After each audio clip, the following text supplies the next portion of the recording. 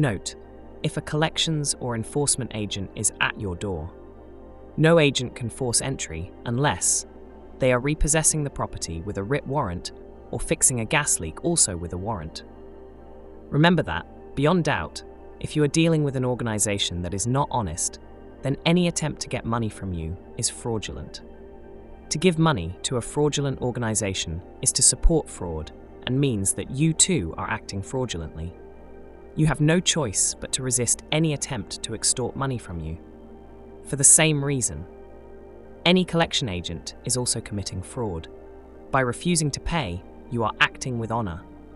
By all means, you can point this out to the bailiff. The bailiff has to show the warrant on demand to the debtor. Part 52.82c of the Criminal Procedure Rules 2013. A person performing certificated work without a certificate commits an offence and faces arrest under Section 2 of the Fraud Act 2006. A private debt collector, bailiff, or agent. Most will claim that they are employed by the courts, so be persistent and ask to see their identity, and ask them again if they are still claiming to be employed by the courts, or are they employed by a private company. It has been known you'll ask multiple times before getting a straight answer. If the individual turns out to be an agent working for a private company, then they are acting in dishonor and tell them so. If the agent still claims to be working directly for the court, then ask if the agent is a certificated agent with a court registration number, and do they have the document with them. Always get their identity, especially their office number, and call their offices to tell them to delete any personal data of yours. Give them warning under General Data Protection Regulations that unlawful access to personal data can and shall be reported and actioned in a civil claim. Make sure that you write everything down, so have a notepad and pen by the door, and don't be afraid to ask them to spell out their name and the name of the company and record the details if they give you misleading information, as you are a witness to a crime. If there is a private by appointment only notice on the front door or gate, then point this out and ask them if they saw it or have now seen it. If they say yes, then ask them to leave as they do not have an appointment. If they refuse to leave, then this puts them in first trespass and tell them, you are now in first trespass.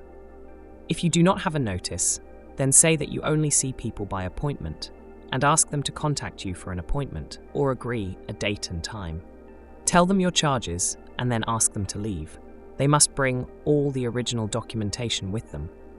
If you do not have a sign, then ask the agents if they would leave, but ask them also if they would like an appointment or would like to make an appointment later. This keeps you in honor and offers the agent a way to escape further trespass. If they say yes, then tell the agent your charges. However, these charges should be reasonable and honorable. You should arrange for the agent to call again at a date and time which suits you and allows you plenty of time to get support. If the agent says they do not want to make an appointment, ask him/her to leave and point out that this will put the agent in second trespass if he/she does not comply immediately. If the agent still refuses to go, then you can ask them to leave for a third time, telling him/her that ignoring this puts them in aggravated trespass, and you can remove them with reasonable force according to case law, or call a constable and have the agent removed. If the agent becomes aggressive, either physically or orally, then this is assault, and they can be arrested, and you can bring charges. This is assuming that it is unrealistic to remove them from your property yourself. Call the police if the agent is putting you in fear. This would be committing assault, which is a crime. If police constables are in attendance, then ask them if they are there to see that no breach of the peace is committed, and you can use this to your advantage. They still do not have the right to enter your property. County Court Enforcement Agent, formerly bailiff, with a warrant for the control of goods to enforce a civil judgment. Check that all the paperwork is in order and that the original court's documents are supplied, signed by a court official, have a case reference number, and the court's seal is in place. Don't accept that the original documents are not supplied these days. This is contentious, as the courts feel the electronic copies are enough, but try using a photocopy or picture of your passport, and see how far you get. If you feel that the demand is incorrect, then you can ask them to leave until you have had time to seek advice and prove to your satisfaction that they have a lawful claim. Magistrate's Court Enforcement Agent with warrant for the control of goods to enforce a fine or penalty. The agent has to show the warrant on demand to the debtor. Part 52.82 C of the Criminal Procedure Rules 2013. The agent is required to carry them in an intelligible form when attending a debtor's address. If you find illegality, then one option is for you to give 3 trespass warnings and use reasonable force to remove agent trespasser.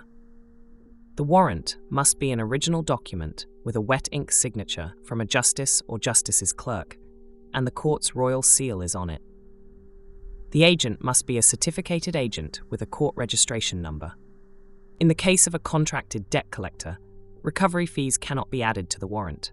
That must be made part of a separate civil claim in county court. If the agent is accompanied by peace constables, the constable must check the agent's certificate and his warrant, and if he is unable to show both documents, then the constable is required to place the person under arrest for committing one of the following offences. A. Trespass under Section 78(7) of the Road Traffic Act 1991. Or B. The more serious offence of fraud by misrepresentation under Section 2 of the Fraud Act 2006. Check that the warrant is an original document with a wet ink signature from a justice or justice's clerk, and the court's royal seal is on it. If not, then you will need time to validate their claim. Is the agent a certificated agent with a court registration number? If a peace constable is present, they are obliged to check this for you, and you must ask them to verify the documents for you. If you feel that the peace constables have not done their job with due diligence, then you have the right to check for yourself. Remember that the agent came to you and they must show you courtesy at all times. If all documents are in order and you do owe the money, then my suggestion is to own up to it and remain in honour. If you have previously made an offer to pay, and the agent turns up without any further discussion between you and the company you owe the money to, then tell the agent to go back and consider the offer you have already put on the table. If necessary, give the agent a copy of your communication, because the company has acted in dishonour. The agent is an agent of the company, whether or not he/she is employed by the company directly, and so should have been informed. Any company wishing to employ a collections agent must inform you first. Some key lawful facts and precedents. Bailiffs cannot apply force to a door to gain entry. If they do so, they are not in the execution of their duty. See Broughton v. Wilkerson, 44 JP 781. Bailiffs cannot force their way into a private dwelling. See Grove v. Eastern Gas, 1952, 1 KB 77. A person performing certificated work without a certificate commits an offence. See Section 63(6) of the Tribunals, Courts and Enforcement Act 2007. A person not a certificated bailiff conducting levy, debt enforcement by seizing goods, is in trespass, Hawes v. Watson, 1892. Debtors can also remove implied right of access to property by telling a bailiff to leave. See Davis v. Lisle, 1936. Similarly, McArdle v. Wallace, 1964, 108, Sol Joe 483. A person having been told to leave is now under a duty to withdraw from the property with all due reasonable speed, and failure to do so, he is not thereafter acting in the execution of his duty, and becomes a trespasser, with any subsequent levy made being invalid, and attracts a liability under a claim for damages. See Morris v. Beardmore, 1980. 71 Car App 256. The debtor's home and all buildings within the boundary of the premises are protected against forced entry. See Munro and Munro v. Woodspring District Council, 1979 Western Supermare County Court. If a bailiff enters by force, he is there unlawfully, and you can treat him as a trespasser. See Curlewis v. Laurie, 1848, or Vaughan v. Mackenzie, 1969, 1 QB 557. If a bailiff refuses to leave the property after being requested to do so, or starts trying to force entry, then they are causing a disturbance. See Howell v. Jackson, 1834, 6 Cand P 723. but it is unreasonable for a police officer to arrest the bailiff unless he makes a threat. Bibby versus Constable of Essex, 2000, Court of Appeal, April 2000. A constable must arrest a bailiff for breach of the peace if he places the debtor in fear of violence or harm if that offence is made in the presence of that officer.